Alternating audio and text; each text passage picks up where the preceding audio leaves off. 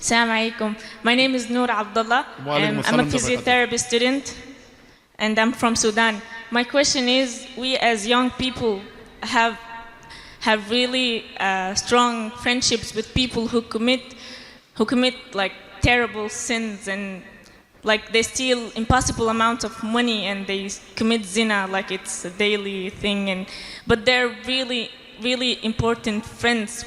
Is there anything that we can do other than cutting them off?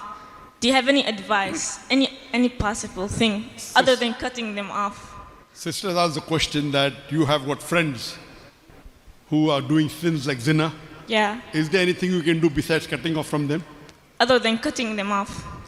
Sister, the golden rule of friendship is that if you have friends who are doing sin, number one, you have to see who is influencing you more.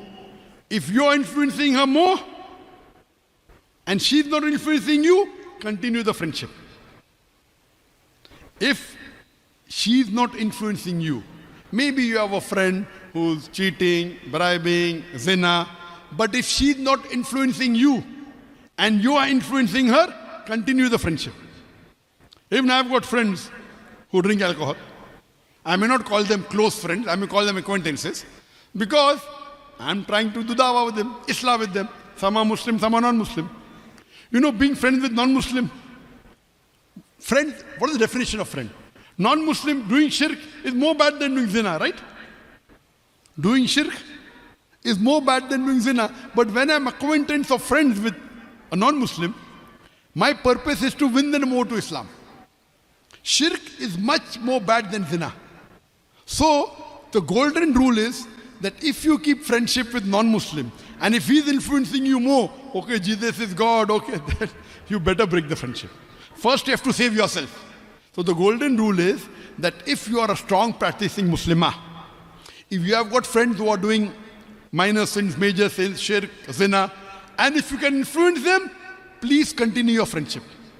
Till the point you think, now it's useless wasting time, then stop it.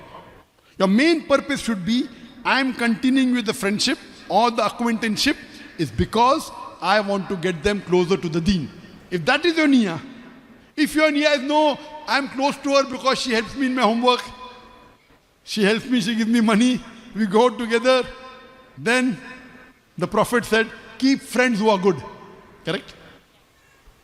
So if your niyyah is because she's benefiting you in worldly things, then I would say stop it. Because you're not benefiting them. She is influencing you in some way. But if the Prophet said, and the hadith of the Prophet, that if you go to a coal man, an ironsmith, surely something black will touch to you. If you go to a perfume seller, the perfume will touch you. So keep good friends. So for the person who's doing sin, you are a good friend.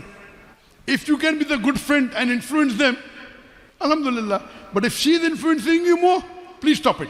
So the golden rule is, even if they are sinners, if your aim is, I want to give them hidayah, do islah, if they are Muslims, I want to dawah, if they're Christian, go ahead. As long as they're strong on your faith. If you realize you're going to little bit shake, that's the time you should say enough. You change your friend. Because at the same time, keep friendship with people who are more knowledgeable. I like, when I meet scholars, I'll do anything for them.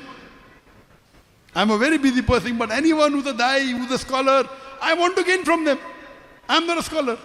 So you should see to it that you have two types of friends. One type of friend so that you gain by doing dawah and islah. Other type of friend, you go higher in deen, higher in knowledge. If you're going to only have friends who are bad, it will not be good for your akhirah. So have friends as long as you can influence them and change them, convert them or do islah. At the same time, keep friends who are higher in deen and knowledge so that you increase your knowledge. Hope that answers the question, sister. Thank you.